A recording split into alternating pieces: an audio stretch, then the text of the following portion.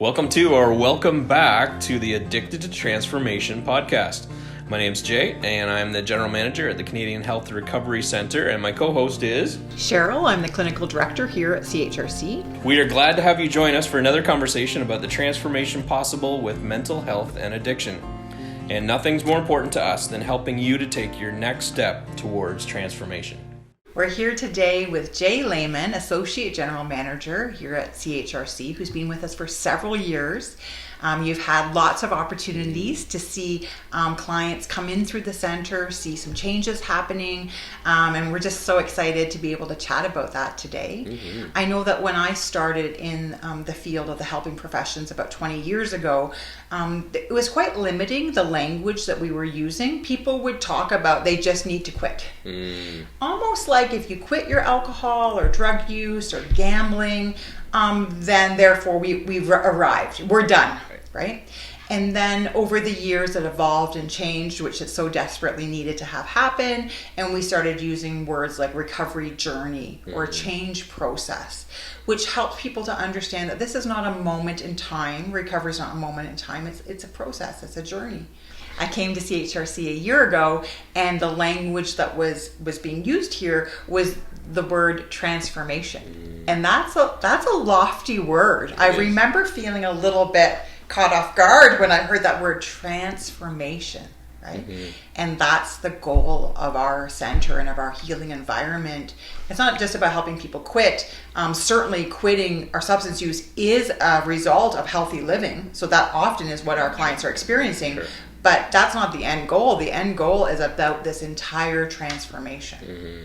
Yeah, I think it's fair to say that probably at times the addiction world has kind of shot a little bit too low or just kind of simplified it, right? I'm almost envisioning the switch idea that where people are just saying, well, you just need to flip that switch and turn it off and stop.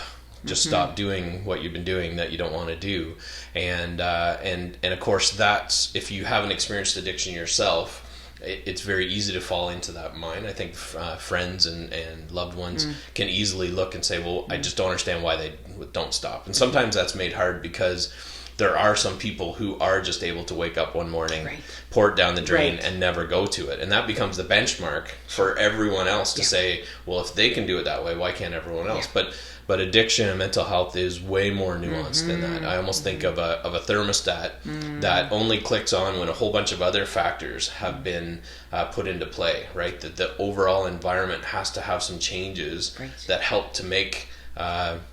to have those end results of the behaviors that actually change. And I guess that's why I've fallen in love with CHRC is what we do is that we have a whole environment of integrated experiences and therapies and things that are helping to kind of raise that temperature so that transformation does happen.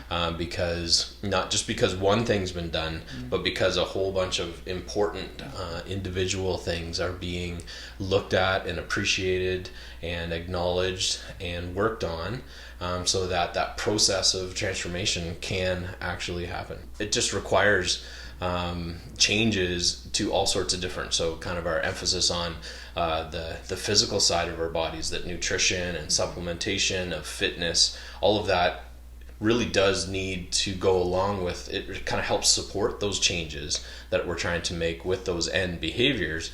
That before we even tackle some of those things, sometimes we maybe just have to take care of what's going on physically with us. But then adding to that the mental component of our what's going on with our neurochemistry and our heads and remapping things, but then introducing as well this spiritual component of kind of reorienting our sense of purpose and what's important to us, our values, kind of all those things together, I think are the only way the transformation happens. It sounds like we're suggesting that it's a process, so people don't just come walk through the doors and that transformation happens, but the process has to happen in lots of different parts of their life. And I'm thinking about that concept of identity and that changed identity throughout that transformation. And so I think probably one of our risks is telling, kind of giving people the impression that they can make these big changes and still maintained kind of maybe all or most of kind of their old identity. And maybe transformation is part of that metaphor that helps people to realize that if I really want to leave some of these old behaviors that haven't been serving me very well in the past, that I maybe need to actually develop a whole new identity that is not necessarily a different me, but a better me, right? And it's giving me that ability to kind of move into a new space and a new way of seeing myself, that really does impact kind of my physical and my mental and my spiritual, my kind of sense of where I fit into the world and what makes me get up in the morning kind of thing. It's interesting with that concept of the different me, right? It's almost like that sense of like maybe your truer self, right? That wasn't damaged by trauma or the addiction or the behaviors, and you can kind of come back to that true self of who you are, and how do you unravel those layers? You know, that's part of the mission here, is to provide a safe living environment, so when people are pulling back those layers to find their true self, it's in a healing environment rather than where like risky places outside. So that transformation is, while it can give us the sense of it's like discovering something new, it's at the same time probably rediscovering what's been lost or what's been missed or what's been underestimated or not given permission. Some of those kind of things that hard things in the past or even just the frustrations and tensions of life can kind of make us a little bit blind to. Do you have anyone that pops into your mind when you hear that word transformation? I'm sure there's several people that might come to mind. Well, with over 700 kind of clients that we've worked with in the last 5+ years, there are lots of great stories, which is again kind of what's so rewarding about the work we do, is that we get to see real-time examples of transformation happening.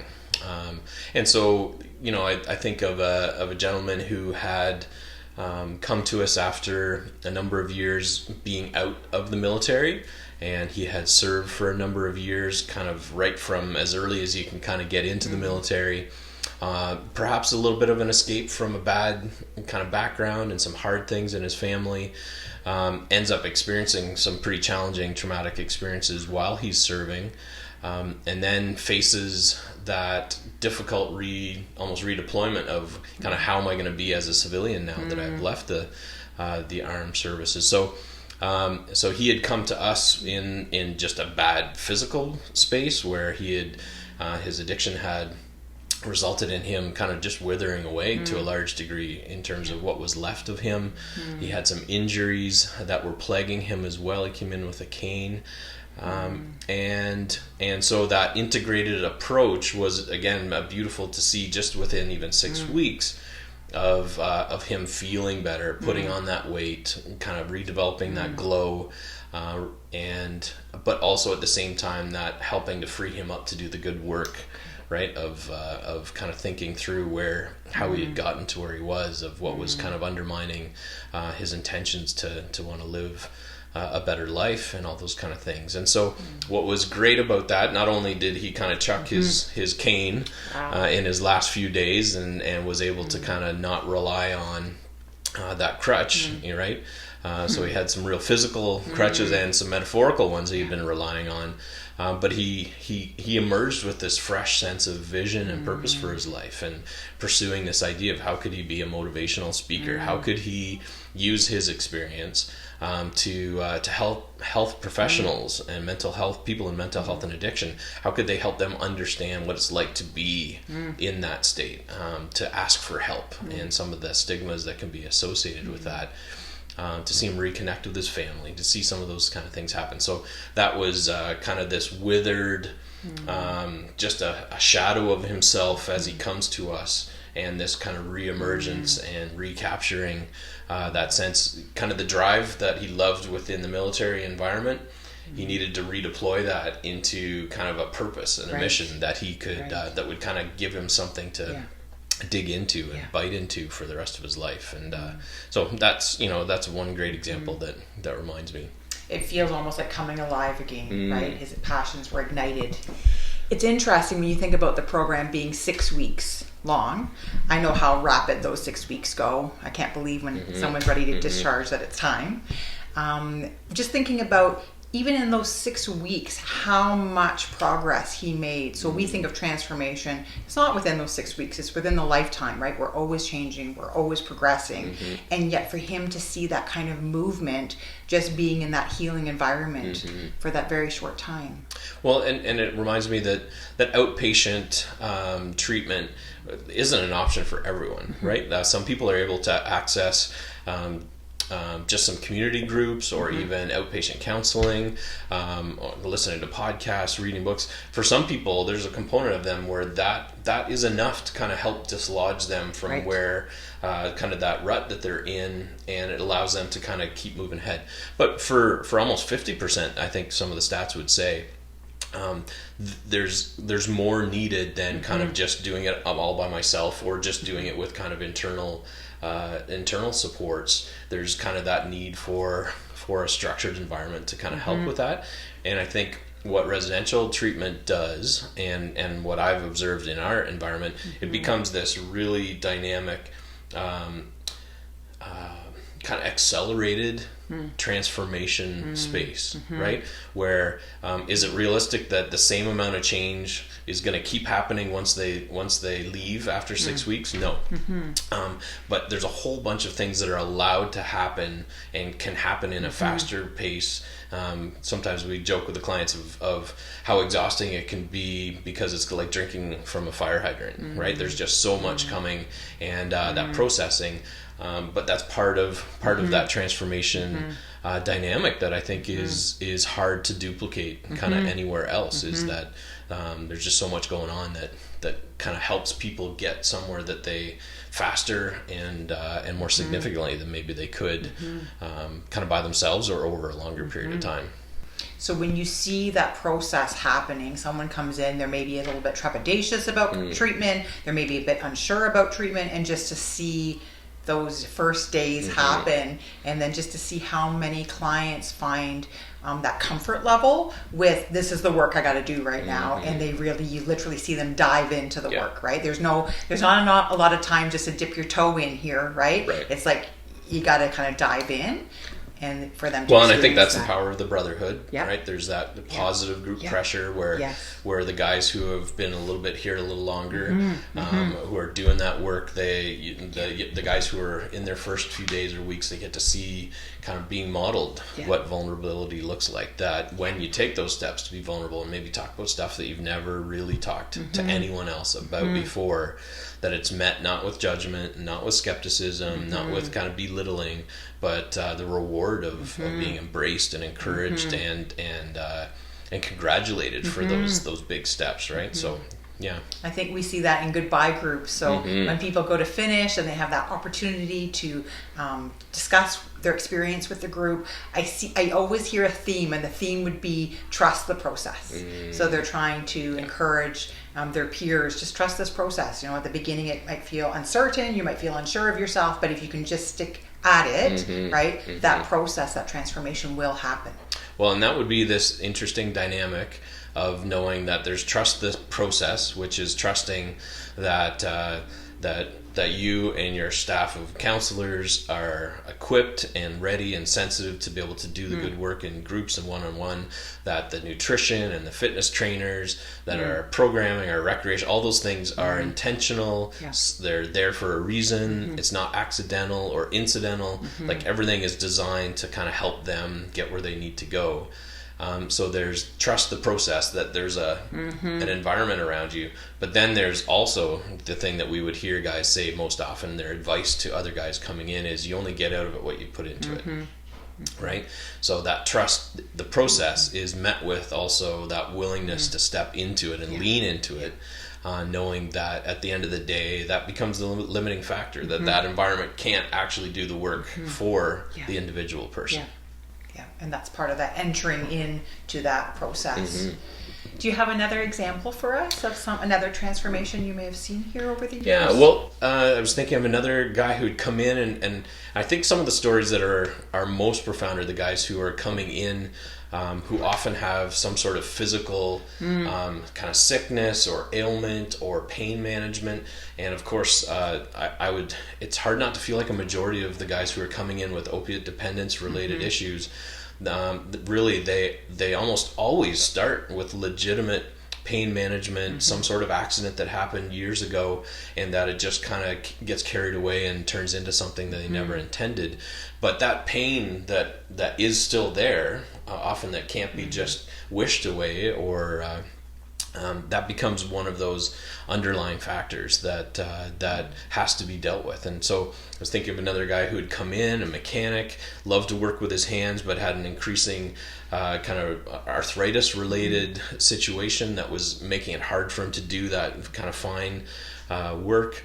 And of course that, I think, undermines his how he's feeling about himself and his ability to imagine a career ahead of him. What's he going to do if he can't do what kind of he loves to do?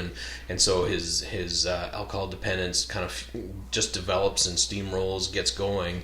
And so by the time he comes to us, he's just in this really kind of fragile state where like everything is hurting him, everything's bothering him, everything's triggering it, all those kind of things.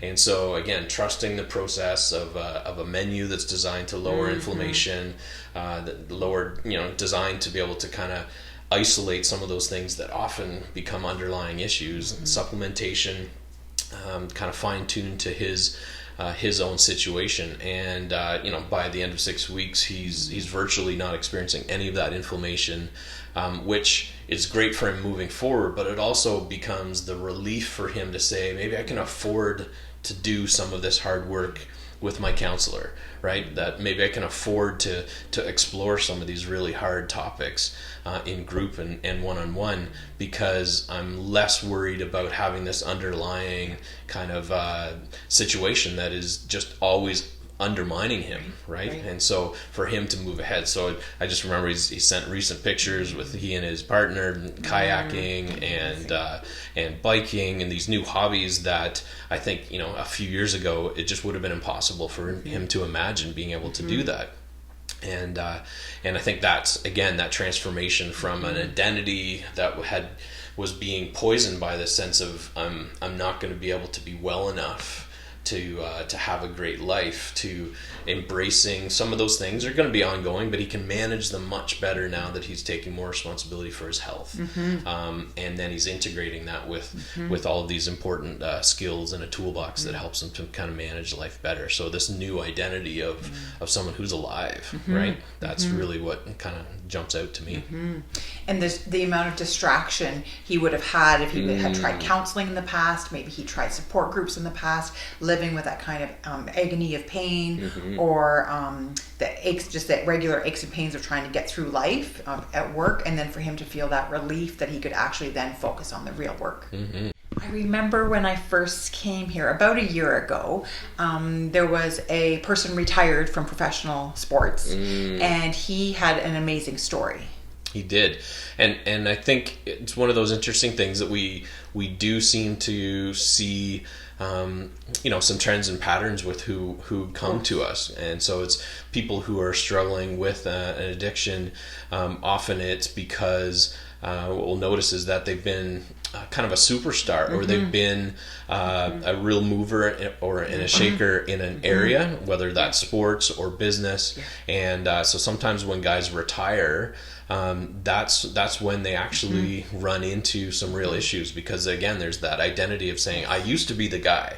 I used to be the guy that everyone looked up to. I used to be, famous or sought after or known for. And now as I go into my retirement, there's that identity struggle, right, with saying, now who am I, and can I make that change? And so for that gentleman you're referring to, it was again that sense of saying there were lots of underlying things that he had been struggling with probably all through his pro career, but retirement becomes the environment where it's harder to hide those things, where they kind of tend to spiral out of control more.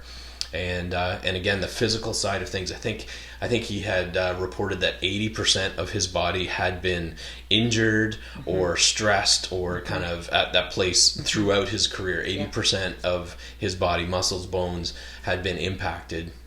And that takes a toll, right? And so again, there's that kind of a chronic sense of what the underlying kind of pain and management and maybe even concussion related things that are going on. that again we were able to see. We don't see it with everyone, but we were able to see with him this real improvement that the menu, diet, supplementation, incorporated with kind of that fitness and individual and group therapy, allowed him to be able to kind of separate from kind of the physical side of things that were limiting him, and then rediscovering the sense of who he is, for him to remap out this idea of him, who he's going to be as he moves forward in his family, as a businessman. And again, I just heard back from him recently, and with an amazing new opportunity to business-wise to step in and utilize the skills and abilities he has, but also this real passion to come alongside other people in professional sports. Obviously, guys who are in retirement, who have already kind of had their prime time,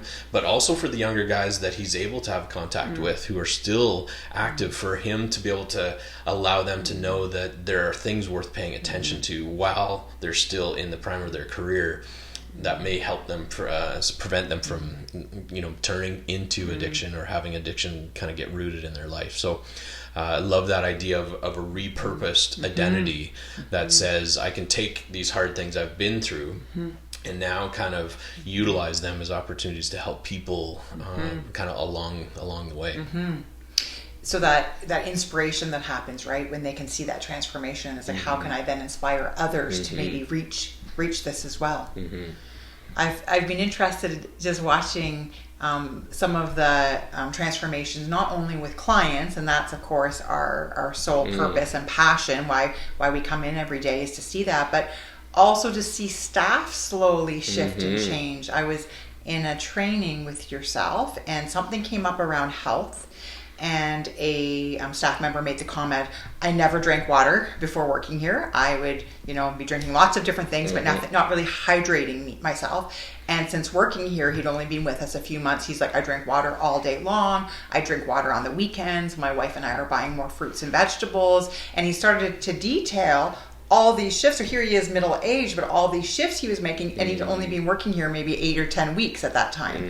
And I remember you asking the staff, has anybody would CHRC be the healthiest environment you ever have worked in? And everybody raised their hands, and people have their own story about how health came to them just by actually being in this environment, being with our guests every day.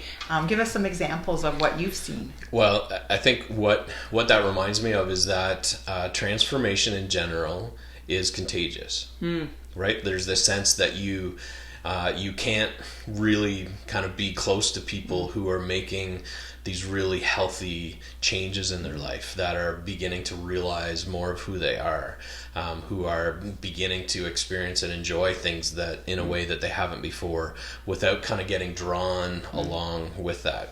And as for our staff, like our staff, they are here. They've gravitated to this line of work because they're helpers. They love to come alongside people and kind of give them that hand up, right, to get where they want to go. So there's a natural inclination there to be in an environment where we're helping, and yet there's this really unexpected result of most of us not necessarily coming into the environment because we're expecting to necessarily be transformed ourselves, but it happens, right? And so even from that health perspective, of knowing that when we see the clients having these dramatic kind of improvements in things that they've just never thought were possible, and seeing it day in and day out, that we begin to kind of experiment with that in our own ways, right? We, as staff, we did our own sugar-free September challenge, right? Which was, the freedom for the staff to decide individually kind of what that meant, how significant it was going to be. But to see the number of people who were experimenting with, what might my life look like if I was just a little more intentional about kind of what I was, fueling myself with, right? And to see the staff talk about those changes is great. And to see the other staff who maybe aren't quite ready to take some of those steps, they're a little bit more ready and open to say, there are changes that I want to make. I know if you had asked me on my interview day a year ago, what would would be the chances that you would quit sugar? I think I could safely have said 0%, right? And here I am going through the month feeling some of the benefits, feeling some mastery over it, and feeling like, oh, this is actually achievable. This thing I felt would never be potentially a part of my life or successful. It's like, I'm doing it. Last night, as one of our staff were leaving, she was saying, I got to get going. I'm going to the gym. And I just was like, oh, how's that going? And she was the same story 6 months ago, had never worked out at the gym, had no interest in working out at the gym. Here she is, faithfully going to the gym 4 or 5 times a week, has a trainer, seeing lots of positive health results. And again, just that living in this environment, seeing those changes, staff are being transformed as well. Yeah, and I think at the end of the day, that only makes the experience of our clients better, because there's a little bit of that sense that we're not just telling them what to do, but we're also kind of in that process of working on some of those things ourselves, and that we don't just kind of talk the talk, that we're walking the walk. And because they get to watch us drink water, drink herbal tea, what we're eating. They go down to the gym and staff are down there sweating it out right beside them.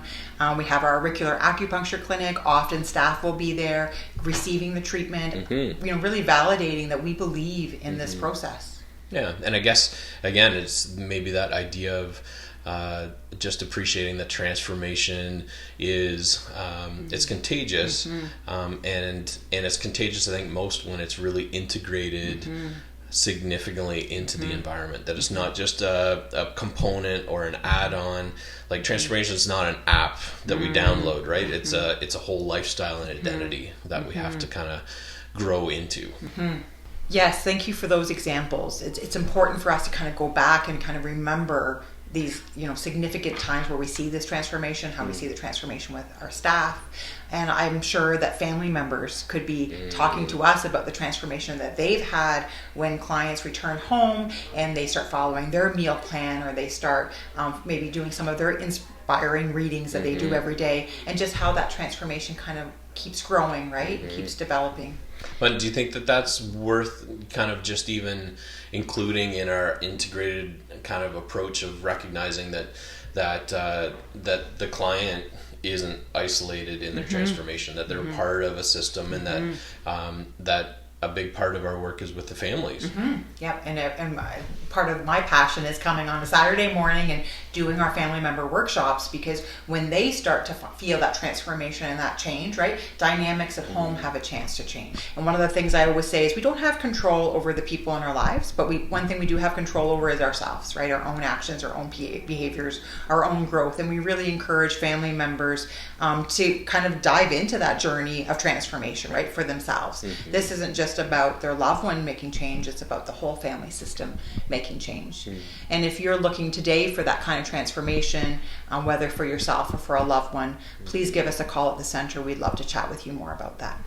Thanks for joining us on today's episode of Addicted to Transformation. If you or someone you know is struggling with addiction and mental health, please call 1-844-264-9909. That's 1-844-264-9909, or www.canadianhealthrecoverycenter.ca.